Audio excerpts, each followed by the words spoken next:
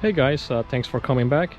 Here's a video going in some details about the add-ons that I add to my Striker Skiff that I purchased from Nirvana Watersports down in South Florida. This kayak, when you purchase, it comes with some add-ons already that you don't have to purchase or buy. If you buy like a Solo Skiff or any other kayak, you're gonna have to get like H-bars, rod holders, paddles and stuff like that. Again, when you buy this, you have rod holder included, you have a paddle included, and you have the edge rails included. But I'm just gonna go with details what else I add to it, so stay tuned. Here I go. So the first thing that I did is I had some rod holders. This is for Jag Attack. I put that one in the front. I use the same system that there is already included. They give you already the nuts on the slide. They have 4 of them on the front. You're able to put the base of the Jag Attack and install it here in the front. I have another one here, and here this one comes with my Jag Attack Pro Pole boom stick. I'm not sure exactly what they call it, but on the edge rail I use some of the King Starboard. This is a 3/4 inch. Kind of sink some of the 6mm screws. Use it the same nuts just like that ones over here. You have 4 over here, so I use 2 of them. I put my Garmin Striker in the front, and then I made this with a King Starboard as well, so I had like a shelf for my tools, pliers, knives or whatever. I also added grommet here. I drill a hole, I put a grommet, I put the cables inside, fish it 2 inside my hatch where I have the battery. Then from there I fish the cable all the way to the back over here.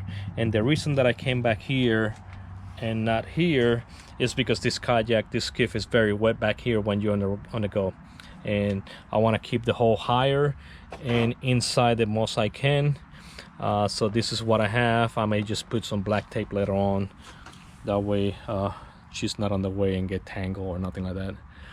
But that's a big improvement, because before I only had the cable just laying on there and the battery was outside. Now everything's inside, nice and dry.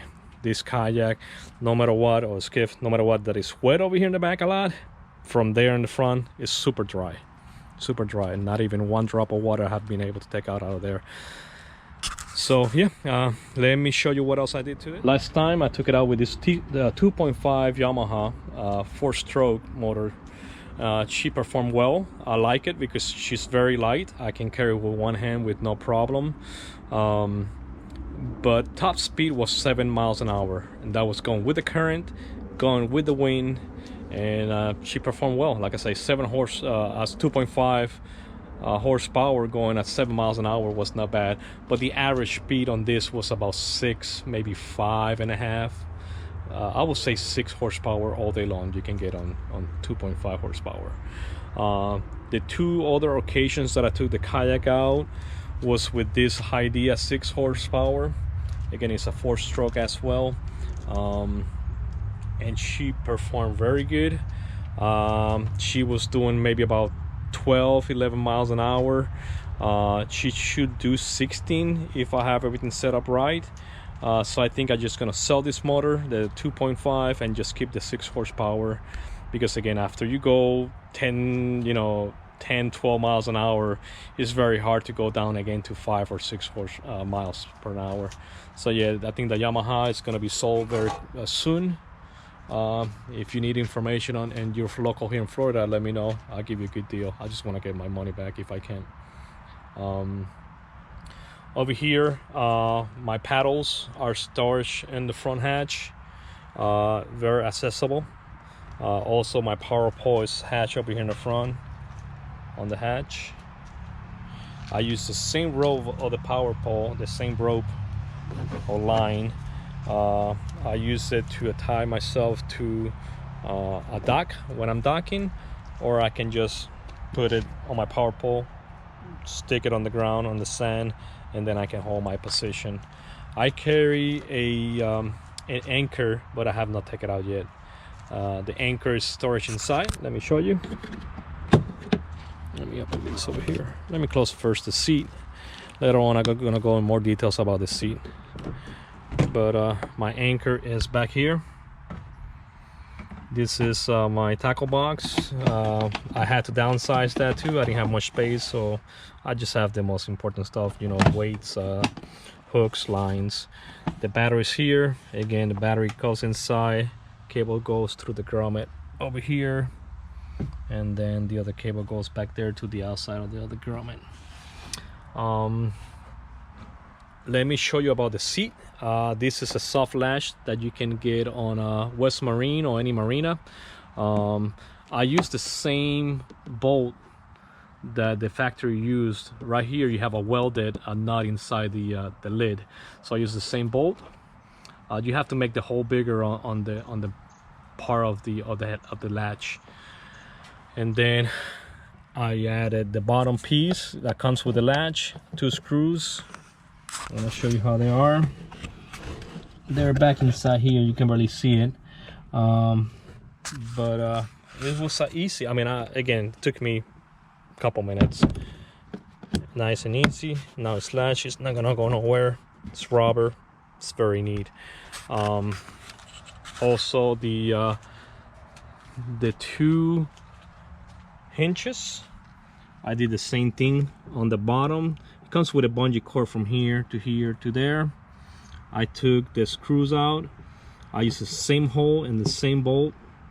I hold the hinge over here, and then I just put 1 extra hole on the tab. I came from the inside out with a screw, because if you go that way, then you have a lip that I'm going to show you now, it's not going to let you drill all the way through. So that was a little tricky. That's the hardest part. Just figure it out where you want to put it, but after you figure it out, it's a piece of cake. You see, if you come with a screw from the other side, then the screw is going to come out this way, and when you lock, it's not going to let you close the door because it's going to be hidden right here. On the seat, I use the Keenstar board that is about 7 inches wide by 17 long and 18 long in the back. This is taper. This lid is taper. It's narrow on the front, wider on the back. Again, this is a 3/4 Keenstar board. All I did is just taper it, make a nice cut to it. I used that swivel base plastic that they sell at Bass Pro Shop. You can see 4 screws right here. That's to hold the Keenstar board. But then the plate, I countersink it, and I came from the bottom top. That's why you cannot see the holes over here. I recommend, so you avoid all that hard problem trying to countersink and everything else, you can just throw it straight down. You're just gonna have 6 holes right here, 3 and 3. Oh, I'm sorry, 8 screws. You know, you're gonna have 2 more. But if you don't mind the screws over here, I recommend it to do it. I went an extra mile for it. After I did, I'm like, man, I don't know why I went through all the hassle. I could have done it the other way. But the good part of this is that you can, if you want one day, want to go with no seat, you can go back here. You have a little tab. You just raise it, push it forward, and now the seat is gone. You can take it out. You can go out with no seat. Just go out standing up or whatever you need to. And if one day you decide to go on a seat, that I recommend the seat because it's very comfortable, all you have to do is just line it up. And here we have a fumble. Give me 1 second. Just slide it up. Push it back. Now she's ready to go. Plastic, strong. It's perfect in my opinion. So yeah, it's very simple. If you need more information, just let me know. Again, 3/4 Keenstar board. I'm at about 170 pounds. If you're heavier than that, I recommend maybe to go to a 3/4 or maybe a quarter, a 3/4 or maybe an inch Keenstar board. But I like it. I mean, and what you're trying to do with that is, what you're accomplishing is, instead to have just the weight in the top and the middle here where it's a little bit flexible, you're spreading the weight on the Keenstar board, and the Keenstar board spreading it to the lip where it's very solid on the sides. Yeah, guys, if you need more information on this, please stay tuned.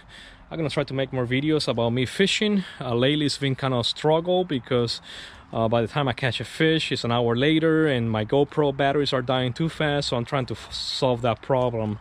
If you are a YouTuber or making videos on YouTube and have no problems with batteries, if you use any other extra batteries, accessories, or wiring to get your GoPros going for a long period of time, please hit me up. I want to learn that.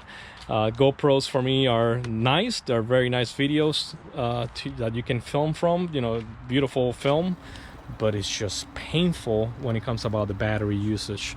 So yeah, guys, thanks for watching. More videos to come. Tie lines and have fun.